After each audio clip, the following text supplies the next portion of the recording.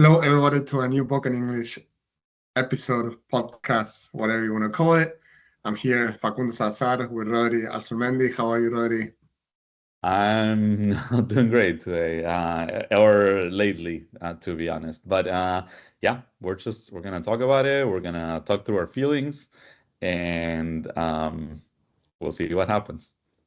Yeah, so everybody knows we decided to wait a little bit to kind of combine the Union and the Atlético Tucumán game because we don't want to overwhelm everybody with a million podcasts, but also because we want to have more information or topics to talk about. So, so everybody knows Boca played last Friday against Union at home. We tied 1-1 um, and go through maybe the starting 11 if you guys want. So we got Marchesin, Advíncula, Di Lolo, Pellegrino, Blanco, Batalla Alarcón, and in front of them we have Braida, Palacio, Velasco, and Merentiel. If we rewind to a previous podcast, we talked about the first game, right? That we tied as well. That we said, if we win against Union, that first tie against Argentinos would be fantastic, right? Yeah. And if we tied against Union, it would be a waste of time, a waste of money, a waste of everything, a waste of everything, right? So after 2 games, if you win one and you lose one, you have 3 points. Yeah, you can be like, oh, but we're not undefeated anymore. But no one cares about that, right? So you want to Yeah. get as many points as you can. And right now, Boca has 2 games, 2 ties. Not a great look. Not a great look that we tied against a very average or below average team a la Bombonera. Boca needs to win those games. And if we're getting details about it, we start losing the game, right? And we tied it with 5 minutes left. With that being said, it could have been easily a loss at home against Union. So we can talk a little bit about the game. I can give you a little bit of what I thought. I didn't watch it live. I was playing myself, so I had to watch it later with the results. The way I saw it, I knew that Boca tied already. So when you already know the result, you sit down and just analyze the game a little more than actually watch it with the passion that we have. Yeah. So in my analytical point of view, I think that Boca deserved a little more than Union. I think that Boca played a little bit better, but I don't think that Boca deserved by a huge margin to win, right? I think that Boca did the typical things that team at home does, right? I'm not talking about Boca now. Like a team at home should do a little more than the team away. And in our case, being Boca and being at home and being a la Bombonera, which is an iconic stadium, you should have extra points, at least 3 points ahead of your rival. Let's put it that way. Boca did not have that. Boca had maybe 1 little point better than Union. We controlled the ball a little more. We tried a little more than Union. Union was more defensive. They had a span of 5 to 7 minutes where they were all over us in the first half. They had probably 3 corner kicks in a row. They were like a ping pong, thing or a flipper when you have all the balls going at it. Yeah. But it was nothing great that it made me feel like, oh my God, they're going to score now, right? However, we should not be put in those situations. Boca had a little bit better second half. That before the score, I feel like Boca deserved to score. Boca was all over them. Yeah. Daytime scoring from a great cross where Braida lost his mark. Marchesin is not doing anything lately where he should be able to read those plays because they score almost at his little box, right? Yeah. So he should have been, he should have been a little more out and be able to cover that. But again, the score after that, Paredes came in, changed the game. Obviously, Paredes was great. Not fantastic, but it was great to the level of Boca players that we've been having. But that's not good enough, obviously. No. In the Argentinian football, that's not good enough. Boca found a tie with a Di Lolo header, great header. I think Di Lolo had actually a very good game, not gonna lie to you. Yeah. But besides that, I think that Di Lolo had a good game. Paredes, Velasco is trying to have a good game. He's just not there yet. He's requesting the ball. He's actually trying to unmark himself to find spaces. That's not good enough for somebody like him. So with that being said, we tie 1-1. Not a great result. Once again, we lost points for the annual table, so we're still in third position. So as of right now, we're not in the group stage of the Libertadores, but we're in like the pre-group stage, which is not great. So Central is above us by 4 points, and River is above us by 2 points. Not great. What do you think, Rodri, about everything that happened last Friday and, until Wednesday, all the things that were happening? Yeah. Not great look, but it is what it is. Yeah, I mean the games kind of blend together because they were pretty similar in terms of like Boca being given the ball and the possession and just not being able to do really anything with it, and then just looking very weak in counterattacks, in like set pieces against. When you were saying that you weren't kind of like worried or scared about Union like scoring, I'm always scared because Boca like it's just awful. Boca's been awful defending set pieces going back like I don't know 10, 15 years. It's just like no one seems to be able to figure it out. And even though it wasn't a set piece, the one that scored against with from Union, it's just Boca just looks very shaky anytime the ball is kind of launched into the box. And so I'm always concerned when that happens because like it's either a header or we commit a penalty or just always something seems to happen. There's just some sort of like just chaos, kind of like what happened with against Atlético Tucumán on Wednesday. And just the other thing is that like I do not trust Boca to keep a clean sheet. Like it just doesn't happen anymore. If you think about it, we couldn't even keep a clean sheet against Auckland City. So I think um, it just doesn't happen anymore. So like I'm always concerned anytime Boca doesn't have the ball, even though when we do have the ball, we don't do anything with it, but at least we have it. At least we are the ones trying to to generate something. But I'm also concerned anytime just that we lose the ball when in an attacking position because then the counters come and that's how Atlético Tucumán again on the Wednesday game just were able to like score their second goal. So like just Boca is like a very just kind of like there's that saying in boxing having like a glass jaw, basically just like anytime just like you take one punch and you're done. And we're like that. Obviously, they were able to bounce back against Union, and like, but it was funny because it was like when Paredes was getting ready to come in, so it would have been like if we had survived those couple of minutes, then it would have been 0-0 with Paredes coming in. We probably would have won it, just on some kind of broken play like the one we scored on. Um, but I also want to point out that those substitutions were too late.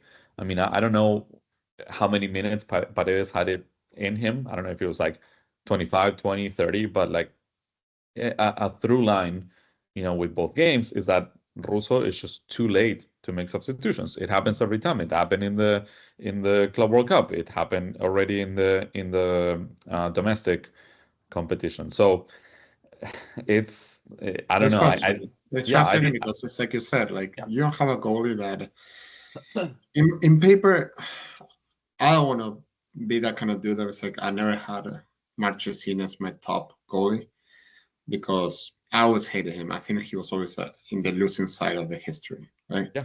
He was Yeah. also always a goalie that had some good games. Some people talked about him, but it was more because he had a personality more than he actually being a fantastic goalie. And don't forget he's old because we keep having these problems with goalkeepers when we bring experience, but they're never experienced. They're just old. Yeah. Like we should stop calling people experienced. We should start calling them old. For example, for Paredes being 31, we can call that experience, right? Yeah. I agree. If he was 34, that's just old, right? So that's a problem. I don't know what the solution is because I know that Bray was struggling a little bit before Marchesín came in. But it is what it is. I mean, you have a goalie that's never going to save you. Obviously, he showed that against Lima, almost a year ago when he was just like, I'm not going to be the goalie for the PKs. Yeah, a year ago, no, a few months ago, it feels like Boca's been doing this for Yeah, I know so it's just been so many tragedies this year yeah. that they seem like far away, but yeah, they all happen in 2025, and we've been So suffering since. by the way I'm talking, probably gonna people think that I'm depressed. I'm not depressed. It's like Oh, I am it's depressed very by the way. I yeah, it's very depressed. frustrating to see what's going on and see no future. We can get that in a second. But before we do that, let's move forward to Wednesday game. So Yeah. Wednesday we play against Atlético Tucumán for the Copa Argentina.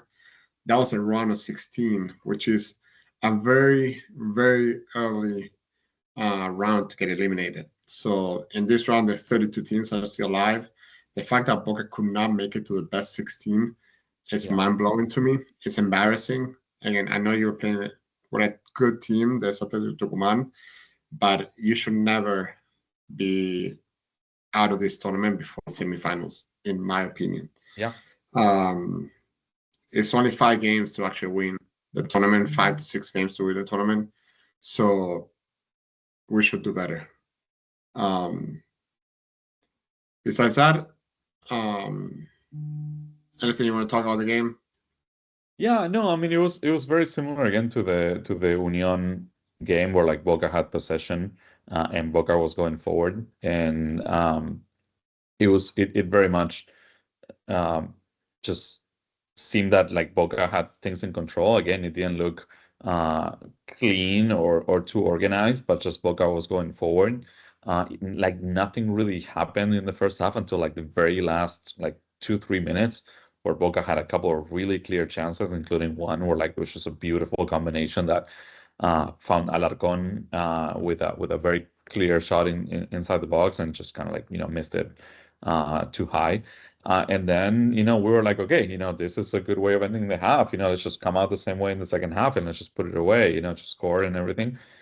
Yeah. One of the things before we get into the second half that I think it helps of how bad the situation is with Boca and the players is like when you have a team where you create chances. I feel like Cavani had 2 to 3 chances in the Yeah. first half. When you have and you create chances, right? Let's say that you're playing the midfield or you're playing the back, and you create chances, and your forwards keep missing easy shots on goal. I'm not saying that they should score, just easy shots on goal. If you shoot on goal, eventually the ball is going to come in. So Yeah. when you look back, and I'm like Alarcón or I'm like Paredes, and I keep putting through balls to Cavani and try to do that, and Cavani keeps messing up bad because it's not like you shot, the goalie save it, whatever happens. But when you see that your forwards are that bad, you start mentally start changing the way you play. What I'm trying to say is like, if I see that Cavani is not top fit right now, and I give him a through ball and he misses, and I cross and he misses, the next play is me psychologically not going to pass it to Cavani. So I'm constantly thinking, it's like, I cannot give it to this guy because he's actually not in good shape. So your mental state changes drastically. I know I'm overanalyzing here, but it is true. Like you start thinking, it's like, all right, I cannot give it to Cavani because he's going to lose it. He's going to not perform well. Should I shoot it? Should I cross it to Merentiel? Should I maybe wait for other people to come in? So it You makes start you think second about guessing yourself. Yeah. You start second guessing everything, but it's all about you. Maybe Paredes was doing fantastically, or Alarcón is doing fantastically, but you start second guessing the people around you. And when that happens, what I think is happening all the time when Cavani is on the pitch, it's just the players don't trust him anymore because they know that every time he misses, the whole stadium is going to be like, oh, this again. And you hear that, and Paredes is going to be like, well, Alarcón, who it is, or Zenon, you name it, or Merentiel. Merentiel is like, oh, now I had to go back and try to get the ball from 40 yards and try to bring it because Cavani is not doing well. So that mentally in a team it takes a toll on you. And I see because I see it all the time with teams in any level. So with that being said, I think that we need to start taking these people out. Back in the day, Jimenez will walk into the pitch, not doing anything, and you know that you will cross it and he'll have a clear chance. And I'm not saying that he's going to score it, but he'll have a clear chance. So mentally that motivates you to be like, all right, maybe the next one goes in, maybe the next pass goes in. So again, before we went to the second half, I wanted to point that out, how they went into the half thinking, or I went to the half thinking, all right, Cavani's not going to score today. And if they're not going to take him out, what can we do to actually win this game? So I think that players are actually thinking that at half, right? And it's not great. It's not great to have a teammate that you cannot trust. Yeah, no, absolutely. And obviously Boca right now is a team that needs anything to go right to just to kind of like snap out of this like bad streak. It's another, they tied the longest streak of not winning games with 10. So we haven't won the last 10 games. This also happened in like 2021, and it happened, I think, in the 50s. So clearly, there's, even despite Boca just being awful for most of it, we're clearly in this like funk where like we just can't catch a break. Like this is not an excuse. I will not give any excuses for this sorry ass team. But you see some things, and you can kind of tell that like we're just not getting any breaks on top of like how badly we play. And like I think a great example of that, Paredes shot kind of toward the end of the game. I think we were down 2-0 already, so it wouldn't matter. But it was just a beautiful, and like the keeper just stops it unbelievably. It's like probably the best save of his career, And when you see that, you're like, well, yeah. I mean, obviously we're clearly not destined to win, today. But that's what mental. That's what mental. I think that's all about what's happening around the team, right? Again, sorry to interrupt, Rodrigo, but I feel like all the things are all mental. Boca's in a mental state right now that is a very losing mental state, where everything could go wrong and will go wrong. Yeah. Because it's a different approach if you go out to a game. It's like, all right, I'm going to try all the things. It could go wrong, but I'm going to try it. Now it's like, oh shit, should I actually try this? Because if I actually try this and it doesn't go well, people are just going to start criticizing me. I feel like it's very frustrating how the team has no balls. People have no courage. They don't have any personality, right? And without personality and without balls, you're not going to go anywhere. So yeah, I mean, it sucks. I mean, I'm going to read the formation for against Atlético Tucumán. We can get into this because I think that this was an insult to most of the fans.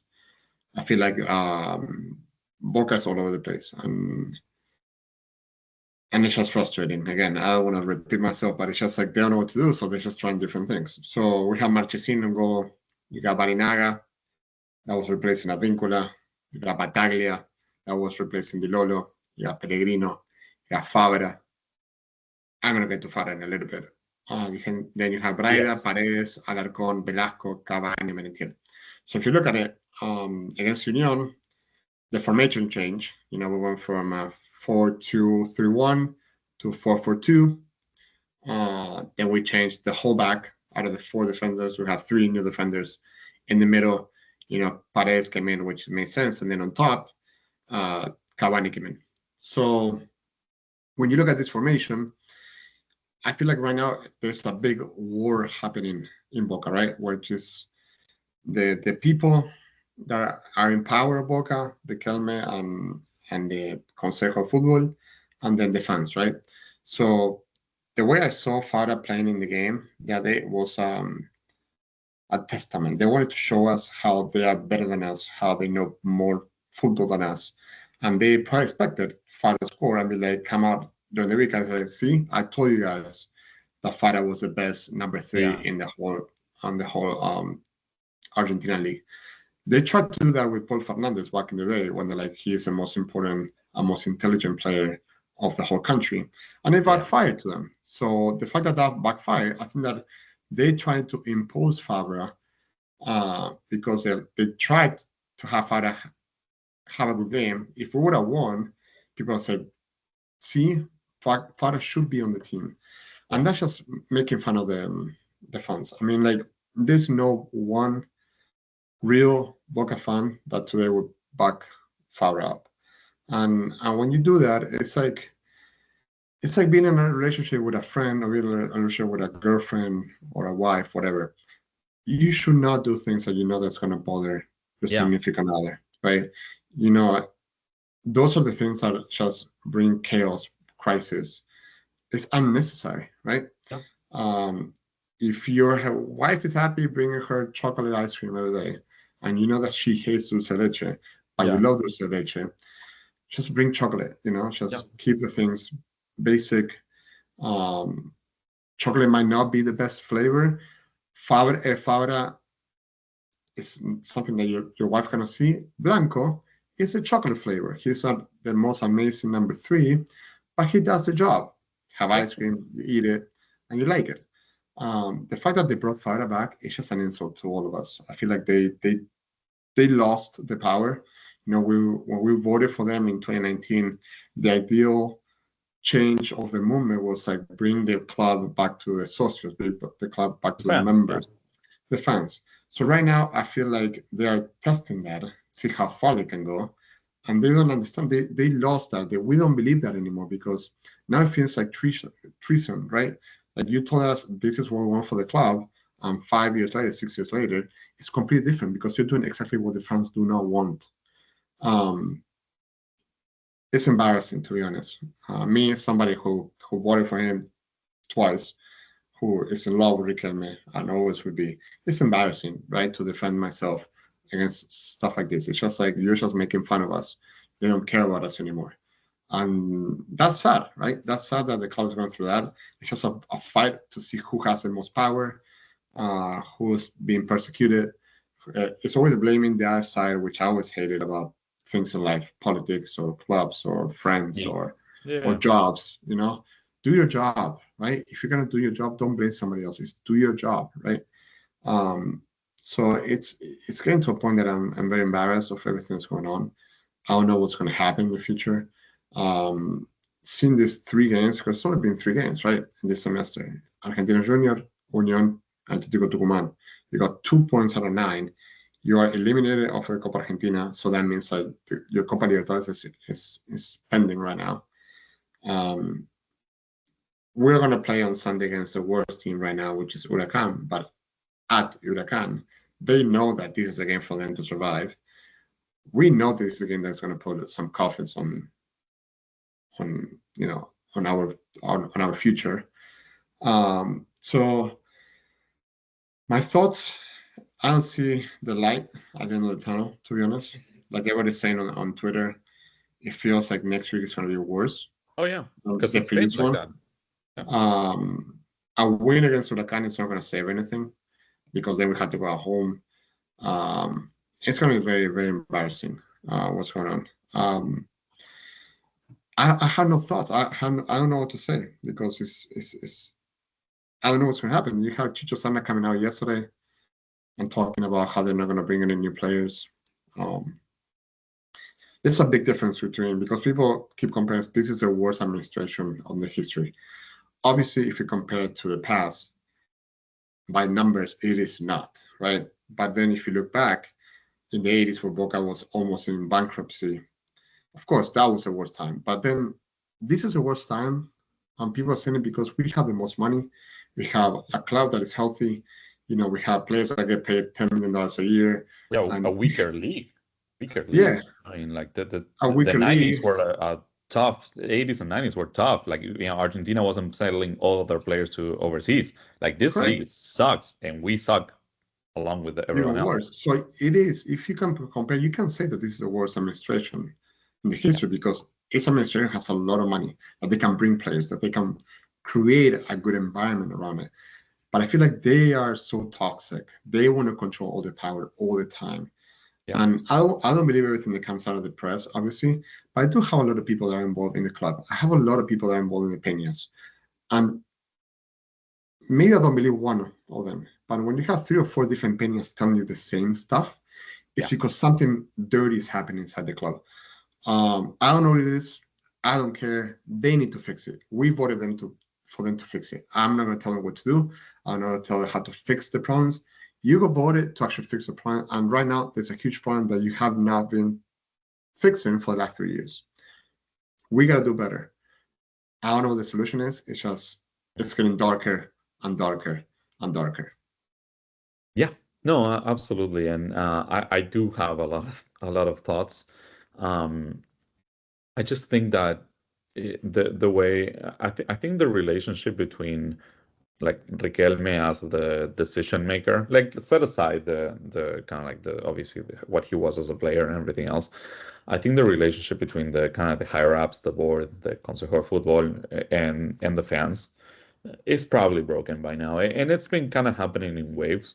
I think I saw some tweets um, the other day about like when was it kind of like the breaking point for different people, and like some people were saying how like at the end of 2022 when we kind of barely won the title, and then they decided to keep Ibarra, and then 2023 with just fired just to fire him a couple months later, then after the 2023 Libertadores, where we didn't qualify for the next one, and Riquelme was still like very defiant and defending Fabra and defending Paul Fernandez and like talking shit about Barco and everything else. That was a pretty just kind of like weak moment. Then we had the moment where like we couldn't win the Copa Sudamericana group, so we had to like play those playoffs, and then they forgot they signed four players, some four bad players, and then they forgot to like even like register them, and then just obviously like not qualifying for the group stage of Libertadores, and then this year is kind of the culmination of this like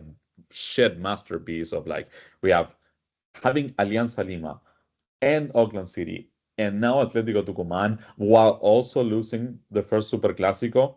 Like it's just a disaster. Like I do not remember, just so many like punches to the face that we've had by years, right? Like just the in the late 2000s, in the early 2010s. We've had some like bad hits in like losing to River in finals or semifinals, and obviously those are tough and they hit harder. But like I just I just feel that we're like farther and farther away from competing or just even winning anything, and it's so hard. You know what Yeah. it breaks for me, my confidence. When you see exactly 10 years ago clips of Riquelme talking from the outside, Yeah, his I his went through the thinking right. his thinking was what everybody was thinking, right? Like at that time in 2015, right? 10 years ago, he was talking and saying how Boca should always play the 14 games of the Copa Libertadores. How Boca should always win a tournament. He would say that if you're at Boca, every 2, 3 years, you're going to win a Copa Argentina or a local tournament because it's Boca, because you have the money, you have the players. So him saying all the things 10 years ago, we applaud him because like that's what we want. We want somebody that understands that Boca is win always club, right? Yeah. Uh, we're luckily for them, we're a kind of fans that we don't care how you win, we just want to win. I mean, Yeah, I as know a long as lot we of win. Yeah. you maybe wants more of a better way of playing. Sometimes we talk about, Yeah. you criticize how Boca was winning, but not playing as well. There's a mix of fans, but the core of the Boca fans are like, we want to win. We don't care how we win, right? So that's the core.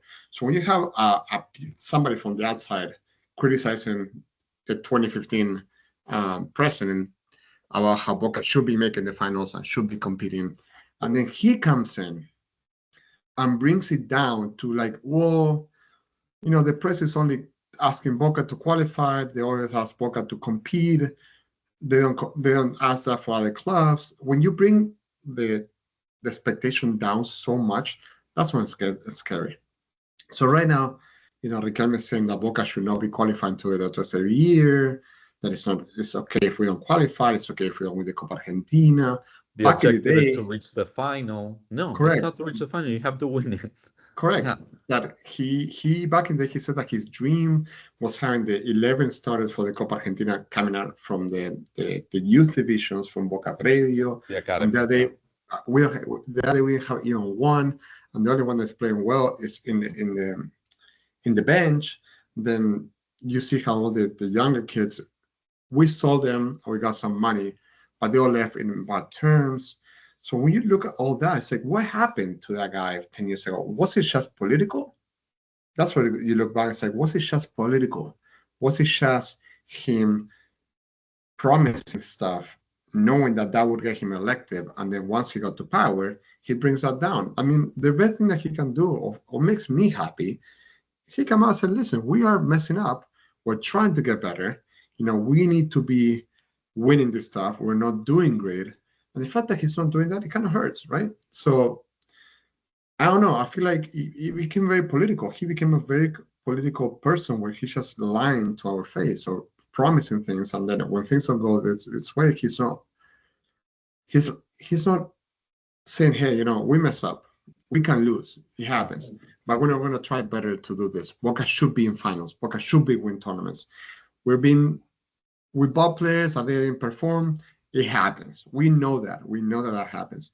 But the fact that he's bringing the expectation down and putting Boca in it's okay if we finish fifth, it's okay if we finish sixth, that ruins everybody. And people listen to that. If your boss, if I had to bring $1 million a year, right, to keep my job, and then my boss comes like, oh, I mean, 1 million is okay, but if you bring $500,000, that's fine too.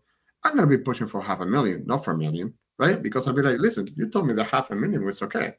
So that's why it's so toxic, because the players themselves know that losing on Wednesday was not a big deal, because they get Thursday off, and then you go play Sunday, and they're like, well, we lost a huge game. No one cares because we don't see the fans, because they take us they protect us from the airport to Boca Predio so that we can go home and see no fans. So we don't see fans. People are not upset. If I see it, I don't believe it. Then we lose a tournament. No one cares, because my president comes out and says, hey, it's okay to lose. It's okay to not qualify for the Libertadores. So what's the motivation? They're not motivated anymore. They don't want to leave Boca because they get paid very well. They're not motivated, and they're okay with losing. Palacios came out there, they complaining that he couldn't go out. That's embarrassing. So it's very toxic. And if they don't change from the top, their mentality, we're fucked for the next 3 years.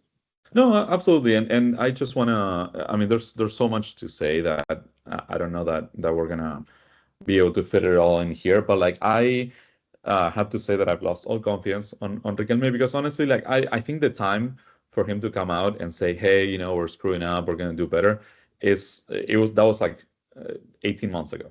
And you know what? He's not, and honestly, like, I don't even actually need him to come out and say it, or send Serna or anyone. I actually need to start seeing changes, and I'm just not seeing them like this. And the reason why I think Riquelme needs to be gone in 2027, he absolutely, for the future of Boca, he needs to be gone, is because he is not accountable to the fans. He doesn't listen, and he doesn't care. Like, we've talked about how I hated, and how obviously you did too, the previous board, the Daniel Angelici, and before, I hated Ameal too, like, he was just awful. But like, the one redeeming quality was that when shit hit the fan, they would like change managers, they would change coaches, they would like try to bring the best, and then still fail, because like, just you're always gonna fail. But like, they would just kind of like bring like this kind of like the shiny new toy of the moment. Like, it was at one point it was Arroarena, then it was Guillermo Barroso Esqueloto. Even back further, it was like sometimes it was like Falcioni, sometimes it was Borghi, sometimes it would work, and sometimes it wouldn't. Like, there's no guarantees here. Even players. But like, huh? Even players. Yeah. They would buy good players. They would like just go out and get Salvio and Zarate, and like a lot of these like didn't work. Go get Tevez, go get Paulo Osvaldo, and then made some good bets. Some of them worked, like Caleri and Villa, and some other ones didn't. And we laughed at those. And like, but Riquelme doesn't listen, and he's not going to change. One of the most ridiculous things is that we still have the Consejo de Fútbol, like, this many years in. 2020, 21, 22, 23, 24. Like, we're on like year 6 of the Consejo de Fútbol, and no one's getting fired. No one's leaving. They keep making the same mistakes. They made some egregious mistakes, like not registering players. Like, they are always late.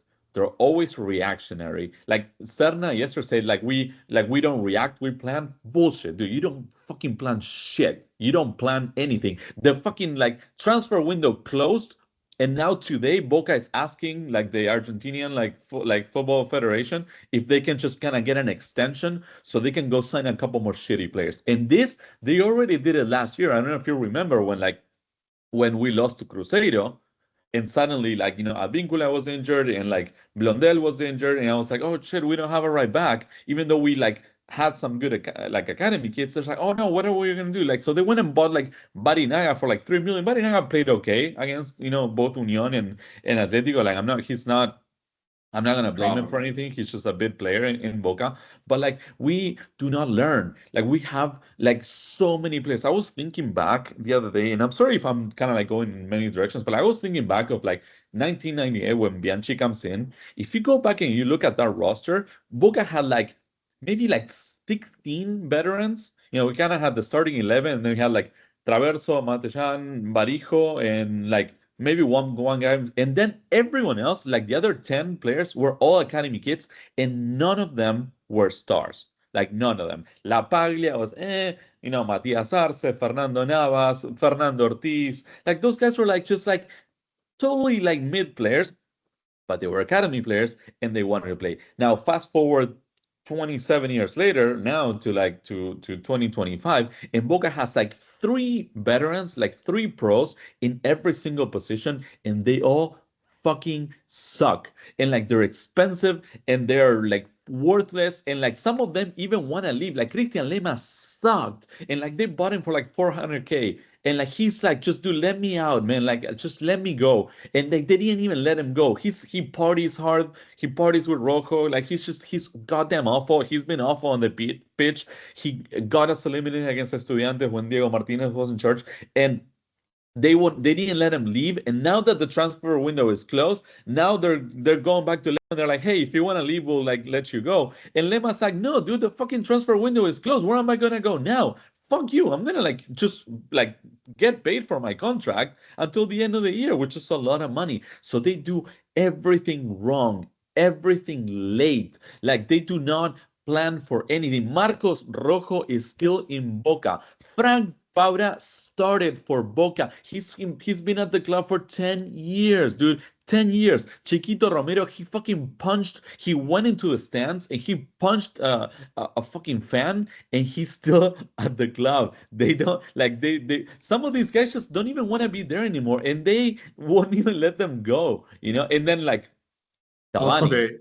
they how they say in America, they gaslight us.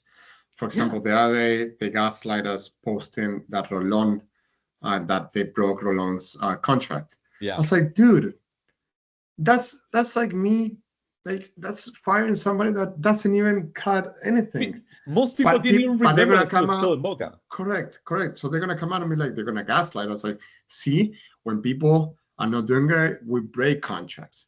That's bullshit. And I want you to continue to Yeah. let it out, because I want Yeah. you to continue. But even that, it's like you're making fun of us. You're gaslighting They us are. Yeah. with those stupid decisions. Yeah, no, absolutely. And then like, just I can honestly go one by one with the players, and that would probably take too long. But we have Ander Herrera, another injury.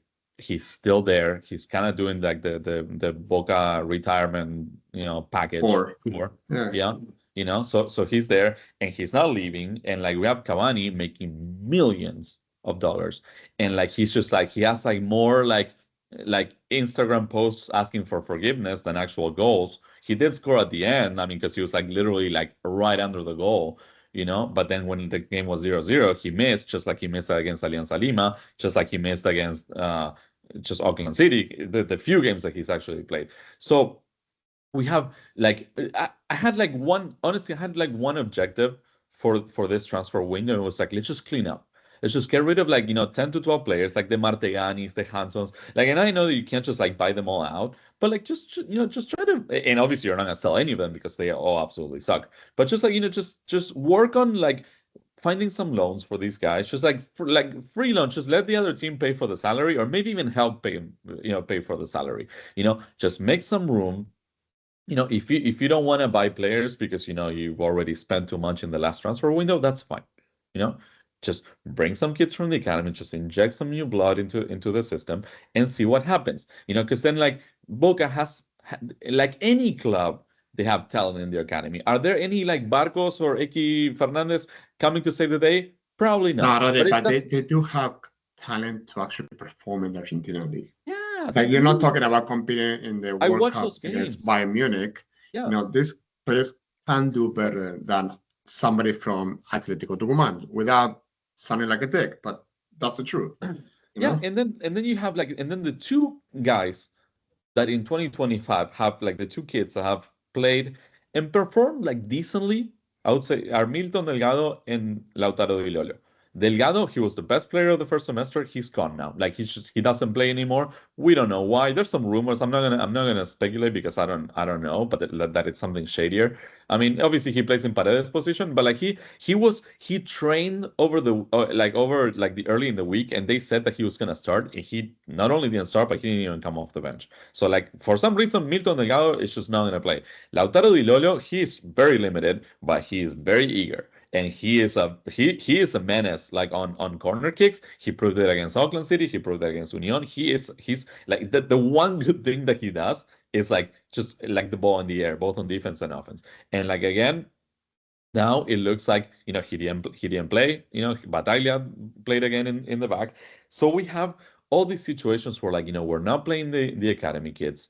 We're not buying new players. We're not getting rid of the bad players. The two players we signed, other than Paredes, are Malcolm Braida and Marco Pellegrino. Marco Pellegrino, I think he's okay. Like he's young at least. Like I thought he was pretty solid. He to me he's a blonde left-footed Di Lollo, right? I mean he's just like he hates the ball. Coming back to the academy part, right? So Yeah. Di Lollo and Pellegrino are average players. We know that they're not going to be. And They're not going to win us a Libertadores, but they perform. They do a 6-point job, and you can do that. So instead of putting Fabra, put a 6-point left back and let us not hate you. Like last night, because I'm absolutely crazy. Last night I went to sleep thinking about this, and I was like, and I was just thinking of like players in the kind of like late 90s, early 2000s, players that like ended up going like they weren't sold to Europe, they never played for. But I was just thinking names like Julio Marchant, right? He shows up, plays like 7 points for like a year, like he played great in Libertadores, he helped us out, then he got injured, then he left. Like Ariel Carreño. Like just so many of those kind of random like one-offs that just showed up for a couple of years. Pampa Calvo, guys like that. Number 10 for 2001. Not Riquelme, the other one, the lefty. That we saw him to Mexico. He was so good. What's the name? Gaitan? No, Gaitan. Not Nico Gaitan, but Walter Gaitan. Yeah, Walter Gaitan. Yeah, he wasn't from the academy, but like he just came. He was unreal. He had an unreal Copa Libertadores in 2001. Performed, won it, and left. Yeah, and we had so many, but like even more so like guys like Omar Perez, like players like that. They came in, they played like 6 out of 10 football, and they got the job done. They weren't asked to just carry the team. They just were asked to step up when like we had some injuries. And these guys played. Cristian Jimenez, then he went to like he's the father of Santi Jimenez, who plays in Europe and for the Mexican national team. Like so many of those players, and like Bianchi just trusted them. Obviously, and I understand that there was a structure around them, but like even now, we've had other in bad times when Boca like had no money or something, and they just like threw these kids on the pitch, and most of them perform. Again, you don't need to be stars. I hear a lot of players saying, "Oh, like the academy is destroyed. There's just no talent." No, there is talent. There may not be any stars, but like you don't need stars. Like Boca sucks in every position these days. Like we don't need stars. We just need competence, and they're not playing any of these guys, and like you have players in the reserves that are like already like 20, 21, 22 years old, and they're kind of getting too old for that. They need to either be playing with the first team or just going out on loan, but the problem is that it doesn't matter if they perform, because when they do perform, they still get like just kind of like marginalized, and they have to leave. Like Javier Saralegui is a good example. Was he great? No. Was he awful? No. He was okay. And he was helping in a position of need. And what they do, like some coach comes in, Gago comes in, he doesn't like him, and they loan him out. Now we have Dalmaso. he plays the same position, and like he's just not playing. He scores every single game in the reserves, as a midfielder, and he doesn't get a chance. Delgado played really well. He was the best player in the semester. He's not playing anymore. Di Lolo, he plays okay every time he plays, and now they're gonna go and buy another center, like a mediocre center back from Platense. Like what are we doing, man? Like, just it seems like every single decision goes against the grain, goes against logic, and this goes to, like, just back to your point. It's a power struggle. It's Riquelme saying my way is better, and no matter the results, I'm gonna die with my style, and I'm just gonna go to the grave doing this way. And the only loser here is Boca. Like, because like in this, like, Riquelme trying to like prove everyone that he's right and everybody else, the whole fucking world is wrong. The only loser is gonna be Boca, and we're here 3 years out. And I just want to say one more thing um, before I give it back to you. We've always had that conversation and that back and forth about like kind of like the way we play and process.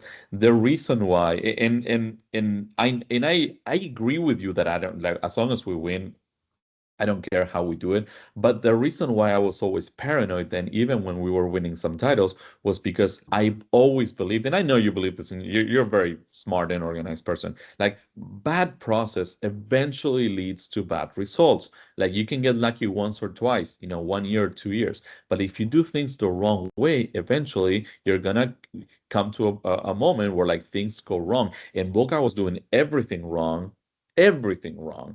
and like the results were coming, but I knew it was gonna run out. Like and it's not because I'm smart. It's just common sense. You do things the wrong way, eventually, like you're gonna get bad results. So I knew this like 3-year streak was coming. So that's why I kind of hated what was going on, because it's like eventually we're gonna run out of luck, and we run out of luck, dude. Right? You can tell right now. It's like right now we have bad luck. It's like we're paying back all that good karma that we had.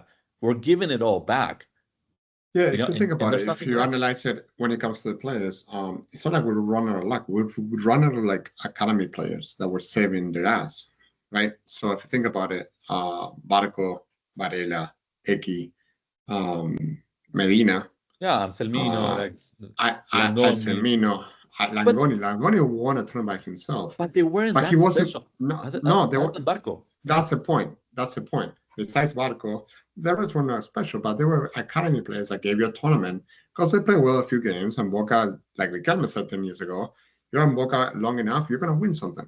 Nowadays, you have experience, no, because you got old players. Yeah. Where you got players that been on the club for so many years that they won't even play. They asked to not play at Bombonera because they're terrified or people are yelling at them.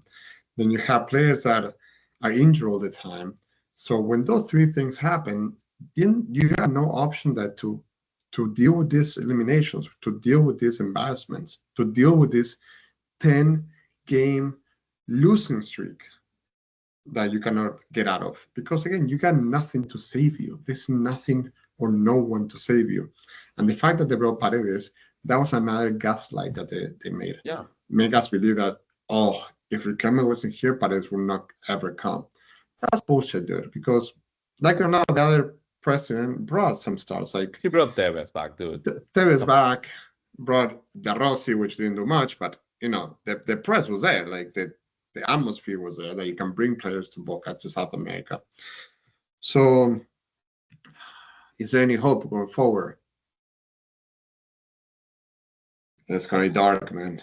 I'll change my opinion when I see them change their strategy. It's as simple as that. Like right now, they gambled. They literally gambled away one of the two paths to the 2026 Copa Libertadores. They played Atlético Tucumán. They tried to do that Fabra thing, thinking that we were playing like a third division team. And Atlético Tucumán is a solid, like not spectacular but solid, just first division team. And like they're like they're like, I will beat these guys. Paredes is playing. Cavani is back. We're gonna win. And like Boca right now can beat anyone. We're not better than anyone right now. We don't even win at home anymore. We don't even win in big kind of like spacious like pitches anymore. I always used to say, I like playing Copa Argentina because we always play in big stadiums with like wide pitches, and like we usually have the possession, and that usually like goes well for Boca. We don't even win those games anymore. We don't even get to penalties anymore. That is so sad. And when we do, we don't even win most of them anymore. Like it's just we are so far from like winning anything. Now we have one path to Copa Libertadores, two if you want to say like the year-long table and then the playoffs. Obviously, we're gonna make the playoffs because 8 out of the 15 teams in the group make it. But but then you have to win 4 games. And then not only that, they added extra time to those games, so we can't even go straight to penalties. Now you have to like run for like 120 minutes because like Boca can't score for shit in the 90. So they gambled away one of the paths. Like you said, it was like 5 games. You just had to get through 5 games, win a title, get to Copa Libertadores. We don't have that anymore. Now we have this like now we play once a week, so now we have like 30 something players on the roster for like one competition. So there's going to be like literally there's going to be like 12 to 15 players every week that just don't even get called up, for the game, or they're just like off. They're not even going to the bench. So I don't see any hope. The elections are in 2.5 years. I don't even know. I don't even think it's a guarantee that Riquelme is going to lose in 2027 because the opposition absolutely sucks. And just it's very grim. I'm always a glass half full person. I always just try to like find silver linings, but this is just not working. And Riquelme is showing no signs of trying to do anything better. And if anything, and this is my last point, he is doing the same mistakes that the old president was doing and that he always criticized. Just buying players only because they played well against River. Bringing like old veterans just because like big name like De Rossi, he did the same with Ander Herrera. Exact same thing, exact same situation. And we criticized like Angelici were like, dude, just like, he just brought some guy to retire. But at least De Rossi played like 4 months and decided to retire because he's like, no, dude, I like you guys too much to like just be stealing money from you. But no, Ander Herrera, oh no, dude, he's gonna stay the player. He's gonna earn his whole salary, because he knows he can't play anymore. He can only run for 20 minutes before he gets injured. So and Riquelme will not tell any of them to leave. He loves them. Yeah, He it's sad. loves It's them. sad because I read something the other day that said that Riquelme talked to the players after the Atlético Tucumán game, saying that you have Paredes and Cavani, they need to win a tournament for them because they're the class. It's like when you put that in perspective, that means if that is true, which I don't know, but if that's true, that's telling the whole roster that Cavani will play no matter what, right? That you want him to win a tournament because you want to prove people that with Cavani you can win things. I mean, like, see, Yeah. that was an investment that I did and it paid off. Cavani had one chance, that breakaway against Fluminense in the Copa Yep. Libertadores final, and he proved us that he was not fit to win a Copa Libertadores. He showed us now that he's not even fit to win a Copa Argentina. Yeah. So the best thing that they can be like, shake his hand, listen, dude, we tried, like, you're not fit for this. And we tried, we gave you a lot of money, we gave you the number 10, we give you the armband, it doesn't work. But the fact that they want to die with the things, and it's just like they cannot accept that they mess up, and that's a big problem.